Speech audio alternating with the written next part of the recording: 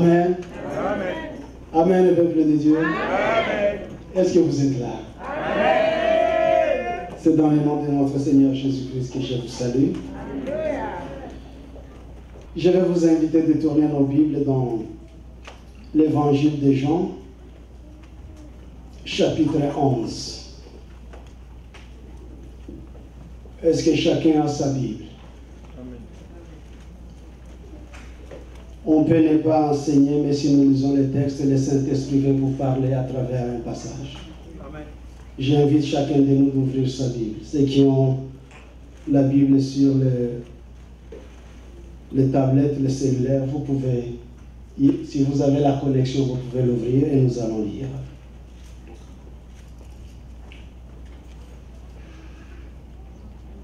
Jean chapitre 11. Lisons du premier verset au verset 4. Nous allons sauter, nous avons un long chapitre. Il y avait un homme malade, Lazare de Béthanie, village de Marie et de Marthe, sa sœur. C'était cette Marie qui oignit de parfum le Seigneur et qui lui essuya les pieds avec ses cheveux. Et c'était son frère Lazare qui était malade. Leurs sœurs envoyèrent dire à Jésus, « Seigneur, voici celui que tu aimes est malade. » Après avoir entendu cela, Jésus dit, « Cette maladie n'est point à la mort, mais elle est pour la gloire de Dieu, afin que le Fils de Dieu soit glorifié par elle. » Allons au verset 6. Lorsqu'il y apprit que Lazare était malade, il resta 2 jours encore dans le lieu où il était. Et il dit ensuite aux disciples, « Retournons en Judée. » Les disciples lui dirent, « Rabbi, les Juifs tout récemment cherchaient à te lapider, et tu retournes en Judée ?» Allons verset 11. Après ces paroles, il leur dit, « Lazare, notre ami, dort, mais je vais le réveiller. » Si c'est dans votre Bible, soulignez, Lazare, notre ami, dort. Les disciples lui dirent, « Seigneur, s'il dort, il sera guéri. » Jésus avait parlé de sa mort, mais ils crurent qu'il parlait de l'assoupissement du sommeil. Alors Jésus leur dit ouvertement, « Lazare est mort, et à cause de vous, afin que vous croyiez, je me réjouis de ce que je n'étais pas là, mais allons vers lui. » Sur quoi Thomas, appelé Didyme, dit aux autres disciples, « Allons aussi, afin de mourir avec lui. » Jésus étant arrivé, trouva que Lazare était déjà depuis 4 jours dans le sépulcre. Et comme Béthanie était près de Jérusalem, à 15 stades environ, beaucoup de Juifs étaient venus vers Marthe et Marie pour les consoler de la mort de leur frère. Lorsque Marthe apprit que Jésus arrivait, elle alla au-devant de lui, tandis que Marie se tenait assise à la maison. Marthe dit à Jésus, « Suivez bien, Seigneur, si tu avais été ici, mon frère ne serait pas mort. Mais maintenant même, je sais que ce que tu demanderas à Dieu, Dieu te l'accordera. » Jésus lui dit, « Ton frère ressuscitera. » « Je sais, lui répondit Marthe. Marthe connaît beaucoup de choses. « Qu'il lui ressuscitera à la résurrection au dernier jour. » Jésus lui dit, « Je suis la résurrection et la vie. Celui qui croit en moi vivra, même s'il meurt. Et quiconque vit et croit en moi ne mourra jamais. Crois-tu cela? » Elle lui répondit, « Oui, Seigneur, je crois que tu es le Christ, le Fils de Dieu, qui devait venir dans le monde. » Et ayant parlé ainsi, elle s'en alla.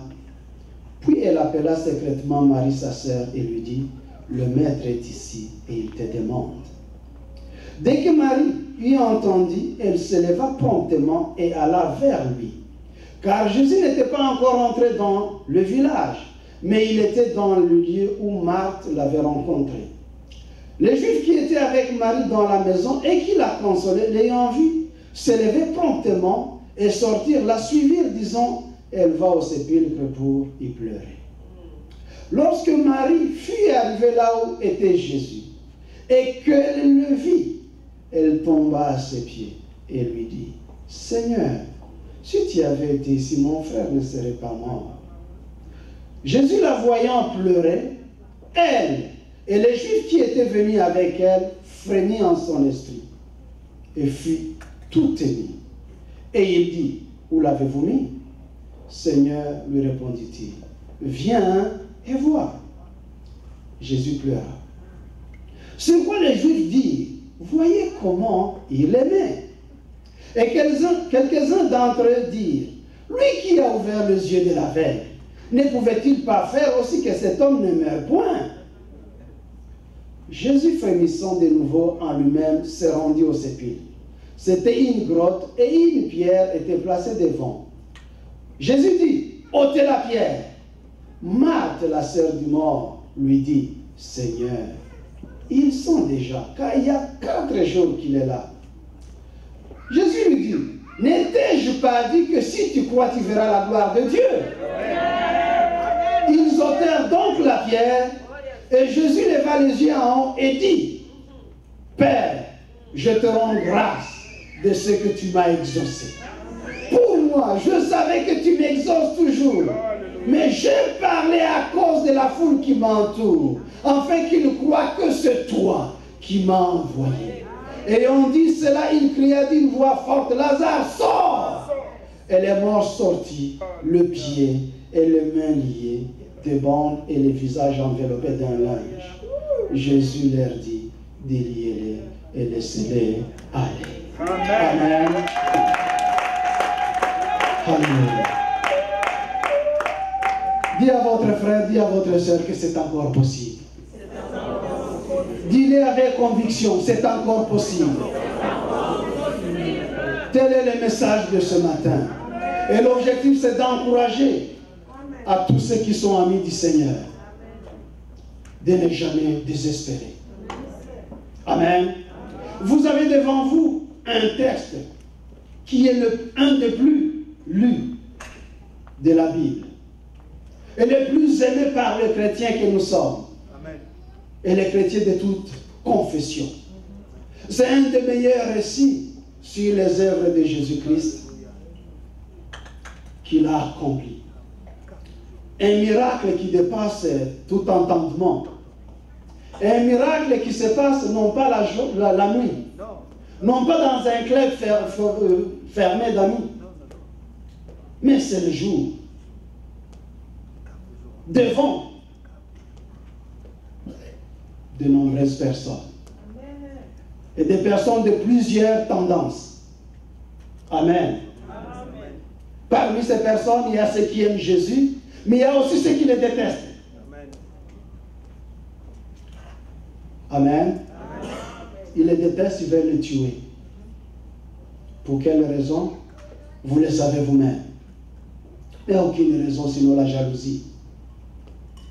Et comme nous venons de le lire, l'événement se passe à Béthanie, qui est un des villages de la ville de Judée. La Judée qui n'est pas loin de Jérusalem, à peu près 3 kilomètres. C'est dans ce village que Lazare, Marthe et Marie demeurent.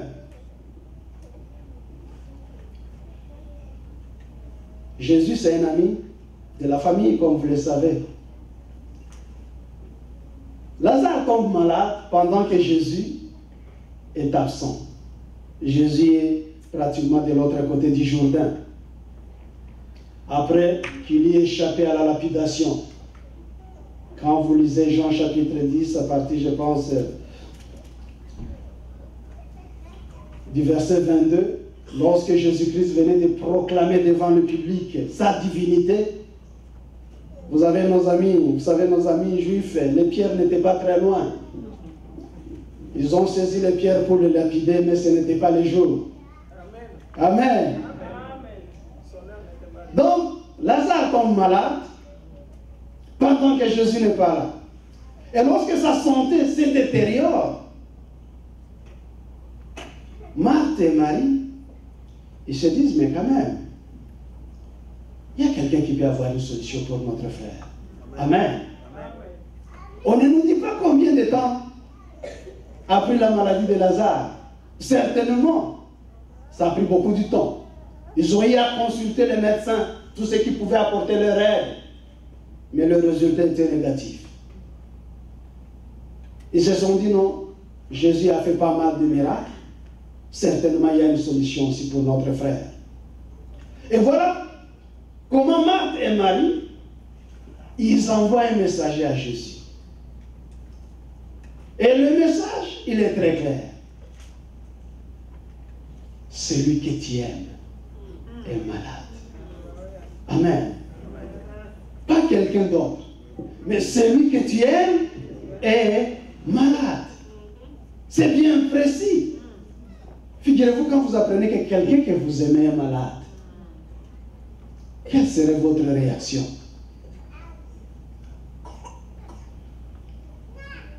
Le diable, quand il t'attaque, il cherche toujours le moment favorable.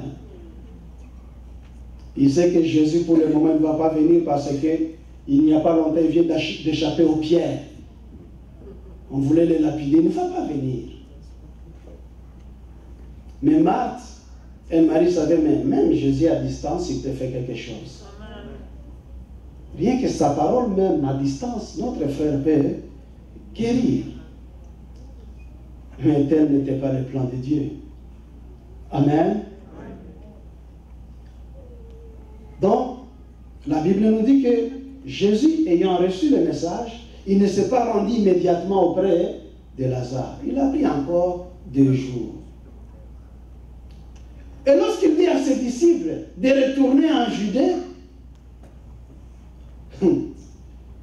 au verset 8, nous voyons la réaction de ses disciples.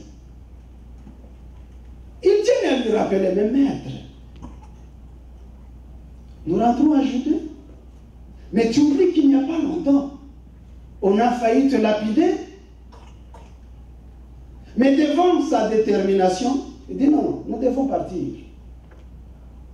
Au verset 16, la Bible nous dit que le disciple Thomas va dire à ses amis, aux autres disciples, comme Jésus tient à partir, à rentrer à Judée, allons avec lui, pour mourir avec lui. Donc ils étaient convaincus qu'en rentrant en Judée, ils ne rentreraient pas vivants. La mort était certaine. Amen. Mais au moins les disciples se sont dit, allons avec lui. Et la Bible nous dit que Jésus arrive à Béthanie 4 jours après que Lazare soit enterré. Vous serez d'accord avec moi qu'après l'enterrement de Lazare, pour Marthe et Marie, la page de leur frère est tournée. Amen. Amen. La page, elle est tournée. Il faut bien finir le deuil et passer à autre chose. Mais pour Jésus, la page n'était pas encore tournée. Amen. Amen. Pour Jésus, la page n'était pas encore tournée. Tout comme pour vous. Pour les problèmes qui vous agacent. Même si le monde a dit que tournez la page, tout est terminé. Mais le Seigneur te dit que ce n'est pas encore tourné. Amen. Amen. Oui, c'est encore possible. Pour tous ceux qui ont comme Jésus-Christ. Amen. C'est encore possible. Mais il y a des principes à observer pour que cela soit possible. Il y en a plusieurs, mais ce matin, nous allons exploiter 2 principes. Le premier principe, c'est qu'il faut avoir les meilleurs amis. Amen. Amen. Il faut avoir les meilleurs amis. Vous savez, notre vie est souvent influencée par ceux qui nous entourent. Et c'est tous ceux qui nous sont proches. Les personnes à qui nous faisons plus confiance. C'est pourquoi si vous voulez réussir dans la vie, vous devez bien choisir les amis. Amen. Si vous ne choisissez pas bien les amis, votre vie va être un calvaire. Et du vivant de Lazare, il a eu aussi à choisir des amis. Et parmi ses amis, il y avait un de spécial. C'était Jésus-Christ. Et ses sœurs, Marthe et Marie, savaient bien que Lazare était l'ami de Jésus-Christ, qui avait une relation tout à fait particulière. Et voilà pourquoi lorsque Lazare tombe malade, Marthe et Marie lui envoient un message pour dire: celui que tu aimes est malade. Et au verset 11 de notre texte que nous avons lu, Jésus dit à ses disciples: Lazare, notre ami, dort. Lazare, notre ami, dort. C'est vous dire que Lazare, c'était réellement un ami de Jésus-Christ. Un ami aussi de ses disciples. Et voilà pourquoi même les disciples acceptent d'accompagner Jésus-Christ en Judée. S'il faut mourir, on va mourir avec Jésus, mais il faut aussi qu'on aille veiller au chevet de notre ami Lazare. Amen. Amen. Et quand il dit que notre ami dort, et il pense: mais s'il dort, il va se réveiller. Il dit: mais non, il ne dort pas. Il est mort. Notre ami, il est mort. À la place des disciples, si j'étais à leur place, je dis: mais s'il est mort, pourquoi encore rentrer en Judée? Pourquoi aller risquer notre vie alors qu'il est mort? Restons ici, passer la page et tourner. Mais ils n'ont pas dit ça, parce que même quand c'est un ami, il faut même aller consoler la famille. Amen. Et un ami, c'est quelqu'un qui prend des risques pour honorer son lien d'amitié. Amen. Il prend le risque pour sortir son frère de mauvaises positions.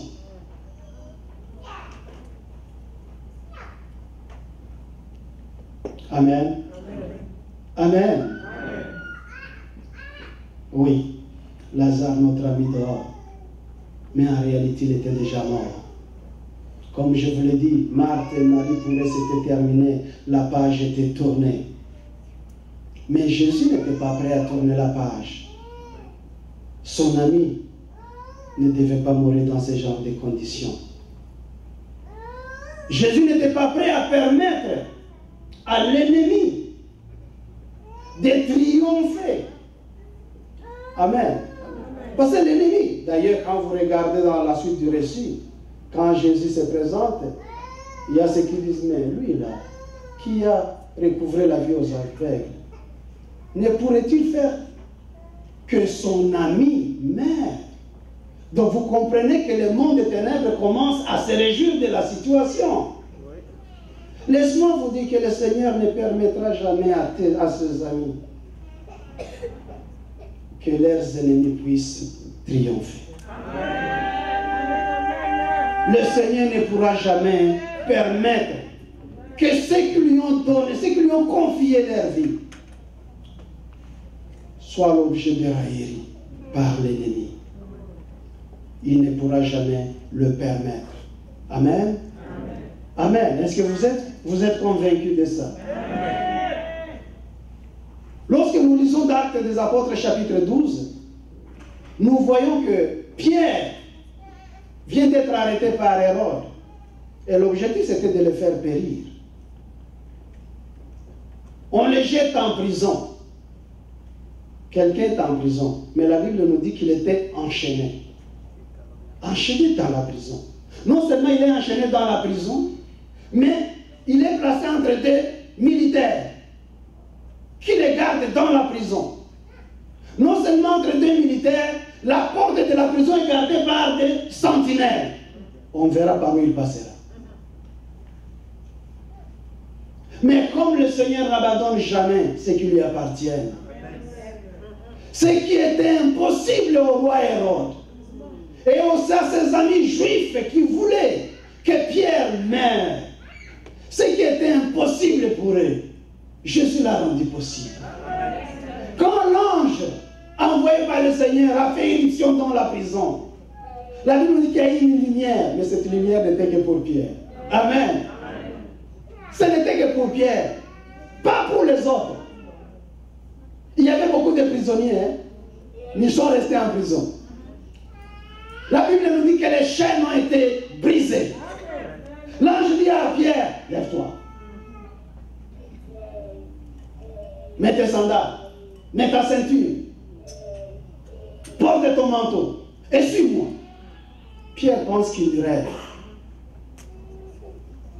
Pendant qu'il passe, toutes les portes s'ouvrent.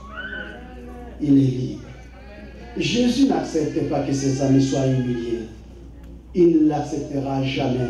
C'est aussi possible pour toi. Même si les mondes disent que ce n'est pas possible. Je peux multiplier les exemples. Je connais un ami à Kinshasa. Pendant la période sombre où l'armée de Jean-Pierre Mbemba se dispute la ville avec les hommes de Kabila. Cet ami travaillait à la fondation Kabila. Vous savez, ceux qui connaissent Kinshasa, la fondation, c'est au rond-point pratiquement 24. Les transports étaient compliqués à cette période-là. Quand il est 14 h, vous devez vider la ville. Parce qu'après, vous ne savez pas ce qui va se passer.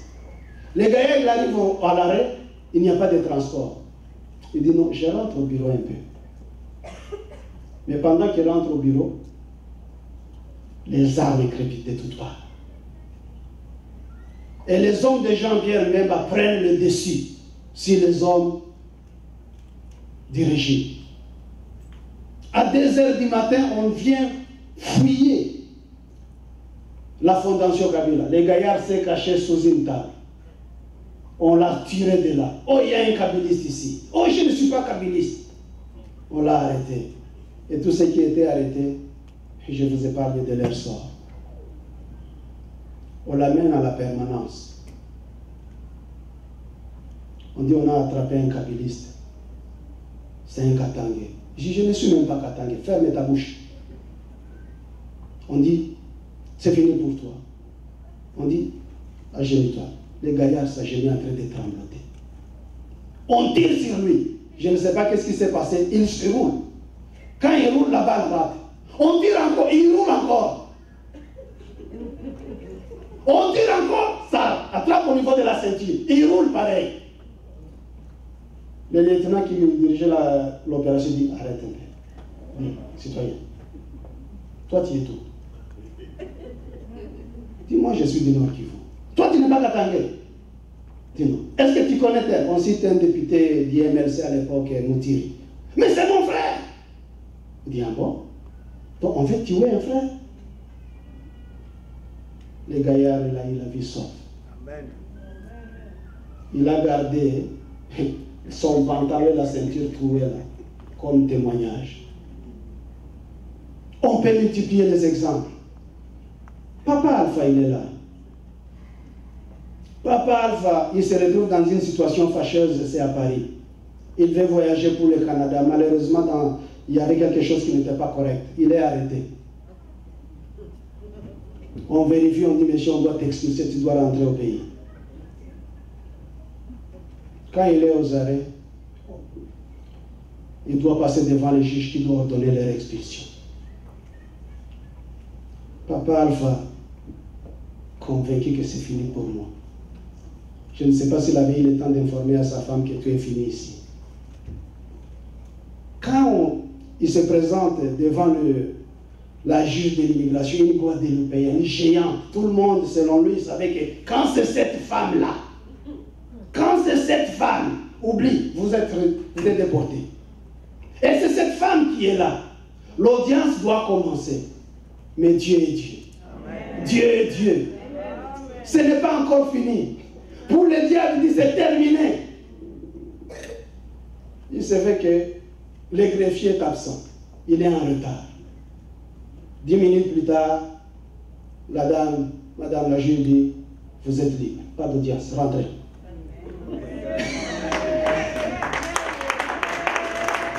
Amen. Ceux qui étaient avec lui, ils ont même fait abandonner leur valise. On dit non, on peut encore nous rattraper. Amen. ce n'est pas encore fini. Ce n'est pas encore fini. Le diable peut faire tout ce qu'il veut. Il peut faire tout ce qu'il veut. Mais laissez-moi vous dire que quand vous avez le Seigneur Jésus-Christ, lui qui ne vous juge pas selon ce que vous méritez, il vous juge selon sa grâce. Selon sa grâce. Ce n'est pas encore, c'est encore possible. C'est encore possible. Un autre témoignage, je peux en multiplier. Là, c'est mon épouse et je ne lui ai pas demandé l'autorisation. Elle a vu l'enfer. C'est en 98. La guerre vient d'éclater encore au pays.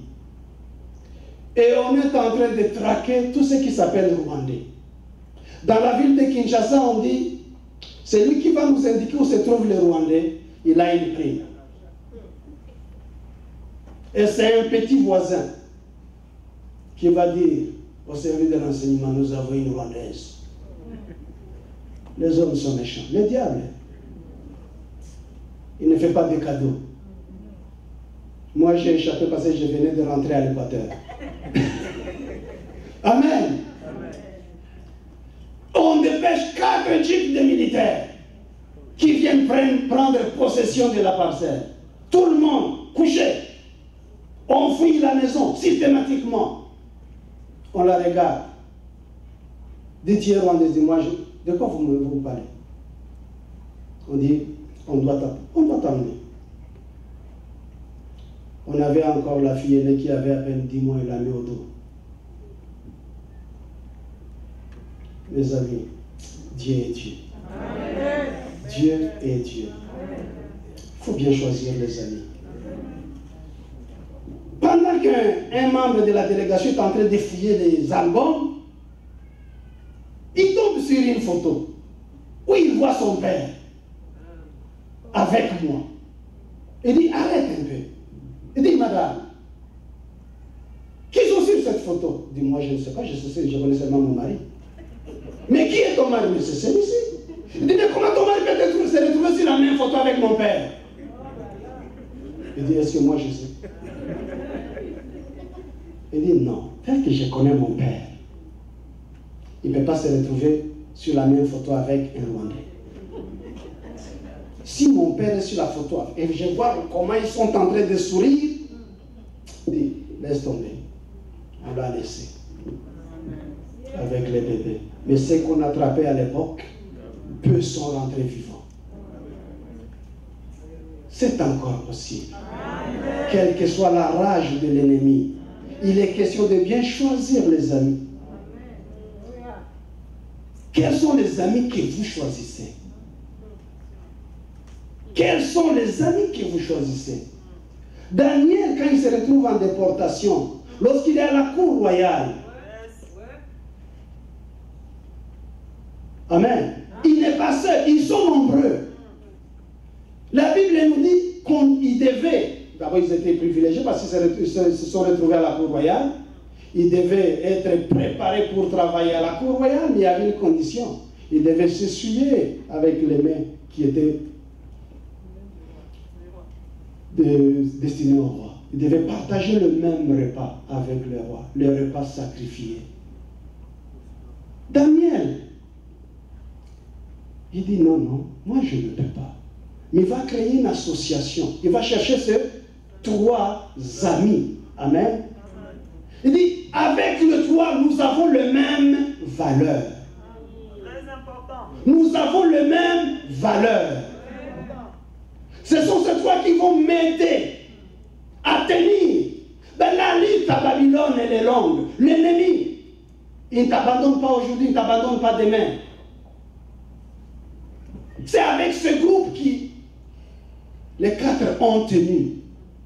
Et quand David est béni, dans Daniel plutôt, il demande une faveur à ses amis. Amen. Les amis qui partagent les mêmes valeurs.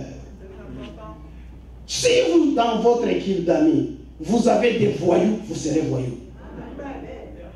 S'il y a des drogués, vous serez drogués. S'il y a ceux qui se promènent avec des couteaux, vous risquez de prendre les couteaux. S'il y a des impudiques, vous risquez d'être aussi impudique. Il y a ceux qui présentent, qui vont dans des boîtes de nuit, que tu les veilles ou pas, vous allez les fréquenter un jour. Amen. Et ton sort va être malheureux. Parce que Dieu ne va pas utiliser ces impudiques-là pour toi. Et quand tu vas invoquer le ciel, mais qui Dieu va utiliser? Amen. Qui il va utiliser? Il faut bien choisir les amis.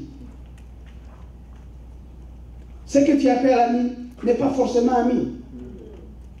Les critères pour Daniel, c'était les gens qui connaissaient Dieu, qui craignaient Dieu. Qui étaient prêts à observer les commandements du Seigneur, pas à faire des concessions. Vous savez, nous sommes dans un pays étranger, on ne sait pas. Vous savez, nous sommes des privilégiés. Il n'y a pas de privilège devant le péché.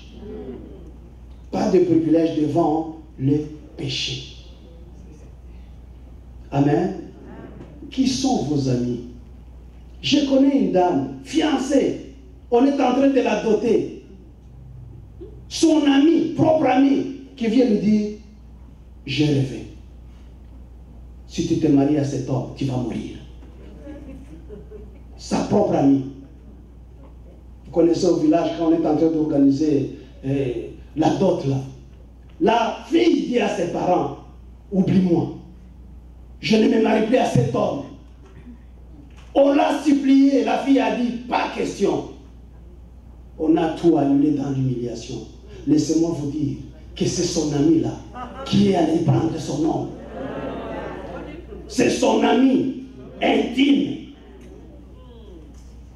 Jusqu'aujourd'hui, il est avec cet homme. Et cette femme-là, jusqu'à date, elle ne s'est plus mariée. Qui est ton ami? Amen. Qui est ton ami? Allons au deuxième principe. Le deuxième principe, c'est l'attitude de votre cœur. L'attitude. On peut développer beaucoup de choses sur l'attitude. Ton attitude reflète ce que tu es. Ça reflète même la considération que tu as envers la personne. Amen. Regardez l'âge de Papa Kayembe. Vous êtes jeune, vous venez vous adresser à lui comme si c'était votre ami, votre copain.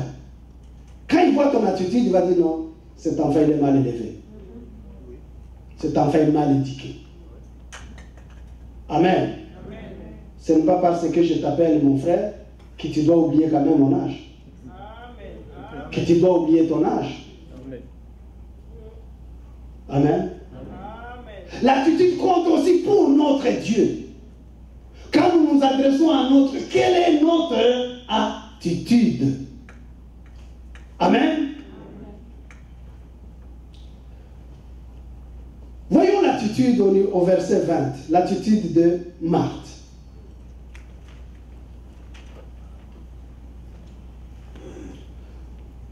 Lorsque Marthe apprit que Jésus arrivait, elle alla au-devant de lui, tandis que Marie se tenait assise à la maison. Au verset 21, Marthe dit à Jésus, si tu avais été ici, mon frère ne serait pas mort.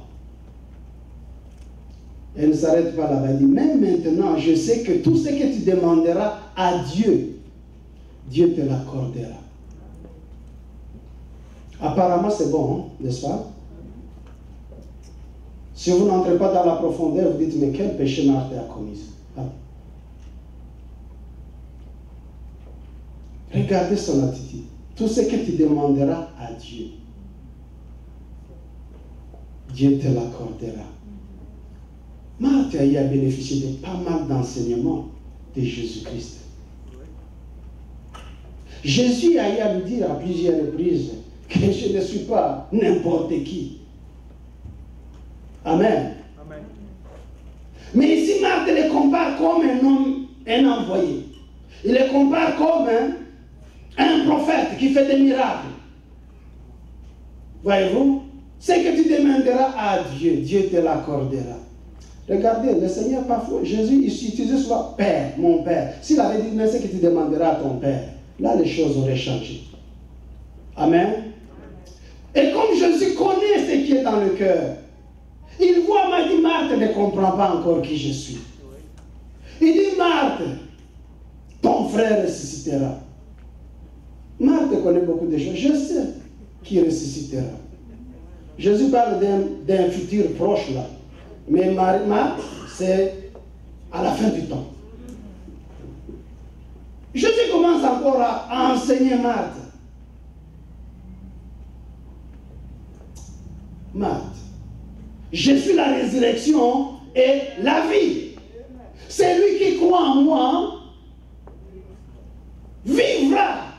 Même s'il meurt, il vit. Je suis la résurrection et la vie. Ah.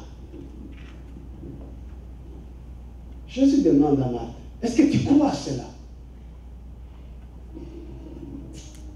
Il dit, oui, je crois que tu es le Fils de Dieu, le Christ. Mais quand il répond, vous sentez qu'il y a un malaise. La conviction n'est pas vraiment certaine. Et quand il dit, elle constate que le langage de Jésus-Christ, ça le dépasse un peu. Elle dit, non, peut-être ma soeur va bien comprendre mieux que moi. Voilà pourquoi elle va s'adresser à Marie. Elle dit, Marie, le maître est là. Et il te demande. Regardez l'attitude de Marie. Même quand vous regardez les deux personnes au deuil, vous verrez qu'il y a toujours un comportement différent. Quand Marthe quitte le lieu du deuil pour aller à la rencontre de Jésus, il n'y a aucun mouvement qui se passe. Amen. Donc, sa présence, tout comme son absence, ça ne dit absolument rien. Mais quand quand Marie se met debout, promptement, quelque chose bouge. Amen. Ah, certainement, il va pleurer son frère au cimetière. Et tout le monde se lève pour la suivre. C'est vous dire que même la façon de pleurer différait pour les deux sœurs. Il y a les gens qui viennent au deuil, ils pleurent, mais le cœur est ailleurs. Amen. Et lorsque Marie arrive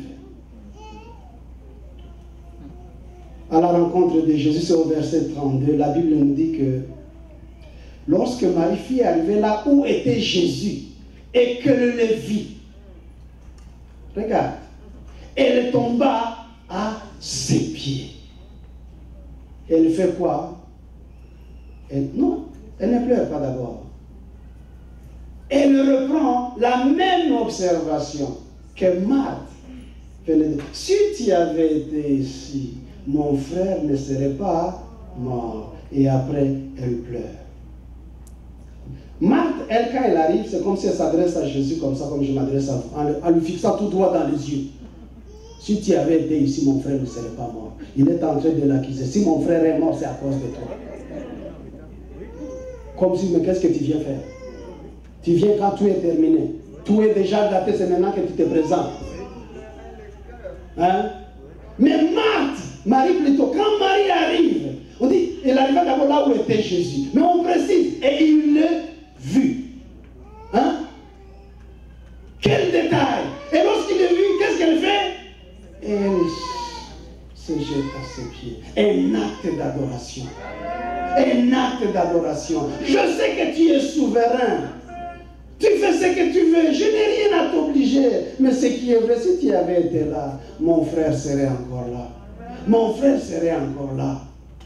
Et devant cette attitude, quand Jésus voit Marie pleurer, et même ceux qui étaient avec lui, Jésus prend le chagrin de Marie, sa douleur. Il se met à sa place. Là, ce n'est plus la théorie avec Marthe, c'est la théorie. Mais avec Marie, c'est la pratique. Amen. Dites, où l'avez-vous mis? Viens seulement. Viens voir. Où l'avez-vous mis? Amen. Quand ils arrivent là-bas, dit, sortez la pierre. Marthe encore. Marthe, Jésus, toi tu n'entends pas. Tu ne comprends pas. Mais ça fait 4 jours. Ils sont.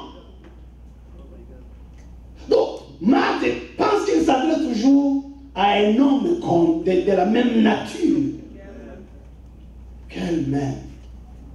Il dit, mais toi là, tes oreilles, tu n'entends pas. N'étais-je pas dit que si tu crois, tu verras la gloire? N'étais-je pas dit? Vous savez, parfois, nous parlons que le Seigneur est sauvé, mais c'est la théorie. Est-ce que nous y croyons? Quelle est l'attitude de ton cœur lorsque tu t'adresses à ton Dieu? Est-ce que Jésus voulait... Si vous ne connaissez pas la nature de Jésus-Christ, si vous ne connaissez pas réellement qui il est, ce que vous faites, c'est des paroles en l'air. Marthe maîtrisait bien, hein? Je sais. Beaucoup de personnes ici, quand vous dites, est-ce que tu connais? Je sais. Je sais. Prompt à parler. Mais le cœur est vide. L'attitude, elle est toujours mauvaise, méchante. Mais avec Marie, je sais que tu es pas comme nous autres. Il se met à genoux, elle pleure, il dit, Seigneur, juste, si tu avais été là, il ne la condamne pas. Ne viens pas devant le trône du Seigneur pour condamner. Viens devant le trône du Seigneur pour dire, Seigneur, prends ma douleur. Prends, charge-toi de mon fardeau. Charge-toi de mon fardeau. Et quand il se charge de ton fardeau, le monde se rend compte que ce qui était impossible devient possible. Amen. Même 4 jours dans les tombeaux. Scientifiquement, là, le cerveau n'existe plus. Le sang est coagulé, ça n'existe plus. Mais Jésus dit, je suis la résurrection et la vie. Quel que soit le temps que ton problème a duré, tu es devant celui qui est la résurrection et la vie. Et la pierre va être ôtée. Non seulement elle va être ôtée. Quand Jésus crie, il crie qui? Lazare. C'était un cimetière. Hein? Peut-être il y avait des personnes qu'on avait enterrées le matin, ou la veille, ou 2 jours, mais c'était Lazare. Amen. S'il avait dit seulement mort sort, tous les morts seraient sortis. Amen. Tous les morts seraient sortis parce que ce serait adressé à la mort.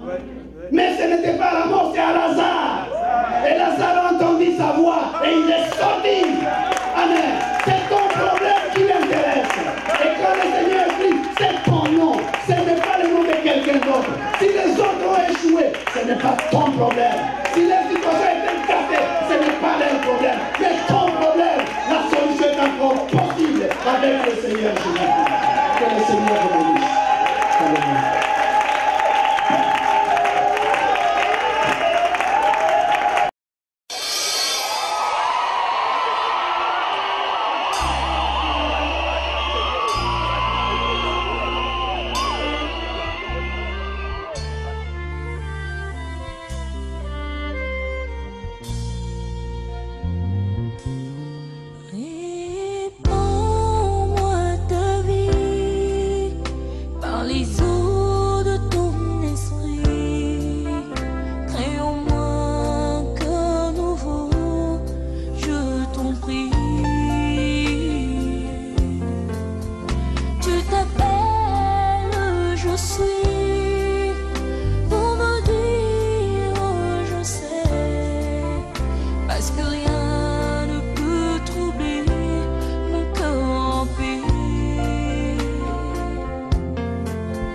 S'il faut que